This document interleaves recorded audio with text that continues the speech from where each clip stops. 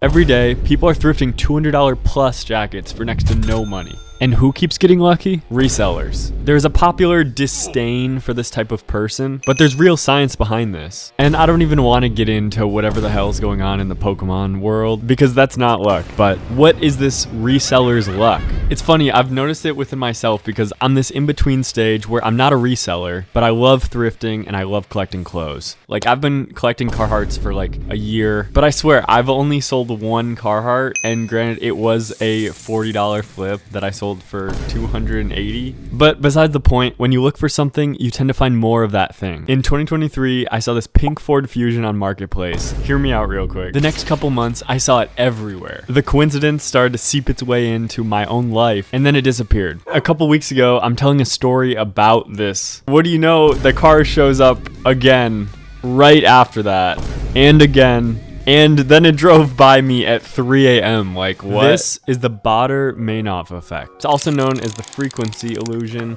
It's a phenomenon where something you just learned about seems to appear everywhere. This happens because of two psychological processes: selective attention, where your brain subconsciously starts to look for the new information, and confirmation bias, where every instance of seeing it feels like proof of its increased existence. I would like to think that there's more magic involved than just this scientific explanation, but we can take this same concept into thrifting. Say you just saw your first Carhartt active jacket online, and suddenly you want one.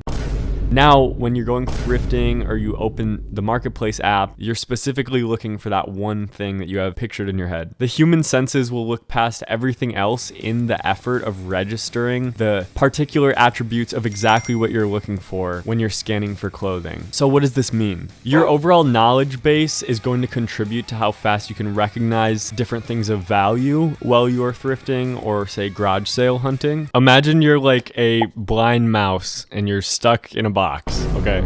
You need to like figure out your way around the box by learning the different walls. You can't climb out of the box until you know the box. It's kind of the same thing. Another man's trash is another man. One man's trash is another man's treasure. No, but this is an interesting point because that's why I just found a $10 Carhartt jacket at the flea market. Most of the people selling at these flea markets are getting all their items from bidding on storage unit auctions and just selling as much volume of whatever they find as possible. Many of them don't care about quote unquote what they have. This is why cool, rare things get donated to thrift stores all the time. And this is why you find cool shit all the time, if you look. People all have completely different value systems of the way they view things, and this is part of what makes life so interesting and complex. Real quick, I want to talk about Envato Elements, the first real affiliate partner of the channel. Envato Elements is a giant creative asset marketplace. I've actually used Envato Elements for years for a lot of their different fonts when it comes to graphic design, but they have all sorts of stuff from video templates, Photoshop templates, they have 3D models, they have sound effects, they have licensed background music. All sorts of stock images, stock graphics, where if you're any sort of creative when it comes to graphic design or video editing, they have so many cool things you can experiment with, as well as a full range of AI generators. If you're a student, they have a student discount as well. And yeah, check it out, link in the description. It's a cool product that I have had the gratitude of using over the years. But back to the video. How come when you see a Depop demon in the wild, you get the feeling that there's nothing good left at the thrift store? That's why you see all those memes. Like 2 weeks ago, I walked into Salvation Army and I saw a dude that I see at every local thrift store, no matter what city I'm in. I feel like I see him every time. And there he is, as soon as I walk in, standing in the checkout line, holding a Carhartt Detroit jacket. And I'm just like, damn, I should just walk out then, huh? Because there's nothing left. And I was right, there was nothing good. But you can read that someone has a sort of level of knowledge on fashion, for example, and you can assume that they already found everything good. Are they really this lucky, or are they just better at looking for things than you and actively being consistent about growing their existing rarity acknowledgement database or whatever, and putting forth the systems required to kind of engineer a level of luck? It reminds me of this video I saw about this guy who makes millions every year off thrifting. He refers to how his non-stop drive is fueled by really his love for the game.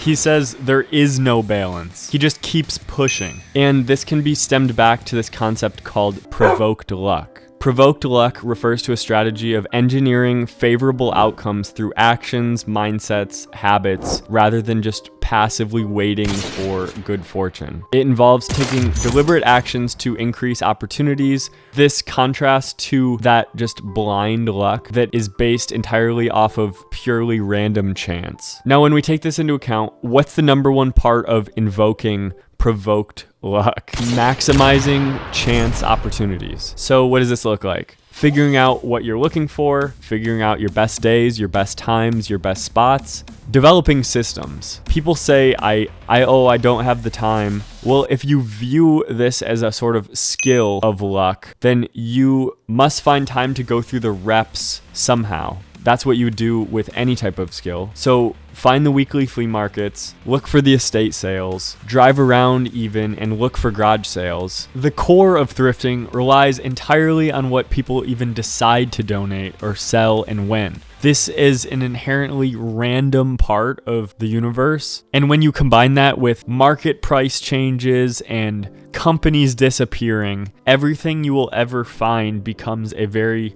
unique experience. A month ago, I asked a lady at a garage sale if she had any Jinkos, because I saw she had a lot of 2000s skatewear stuff and Harley Davidson jackets. And she goes inside, she comes back with these 90s kickwear rave pants, a direct competitor in the 90s to Jinko. As soon as I saw that logo, I was like, yeah, I need these. I got them for $15. I looked them up a couple days later. They're worth $250. If I didn't ask the questions, that wouldn't have happened. So sometimes you have to look stupid in your own curiosity and you will find things that you want. That's how I got that $10 flea market Carhartt.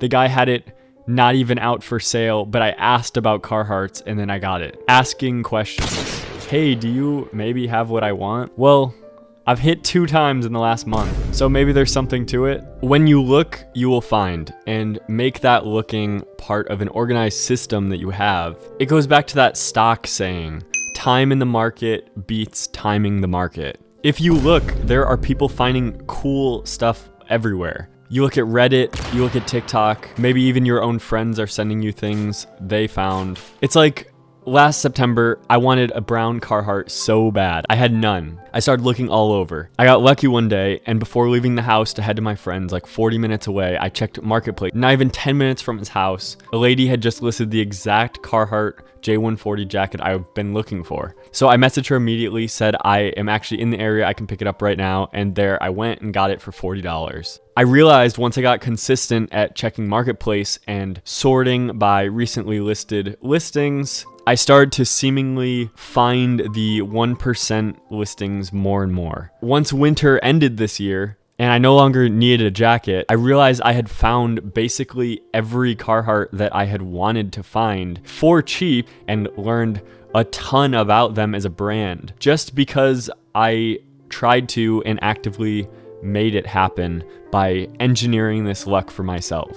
I feel like this video is actually like a pretty funny concept, but I think there is a real basis in recognizing what deliberate actions and systems look like in creating things in your own life. And whether that's clothes or anything else you care about, it's worth paying attention to instead of blaming of other people for good things happening to them instead of to you. Because when it comes down to it, a lot of reseller hate is just cope.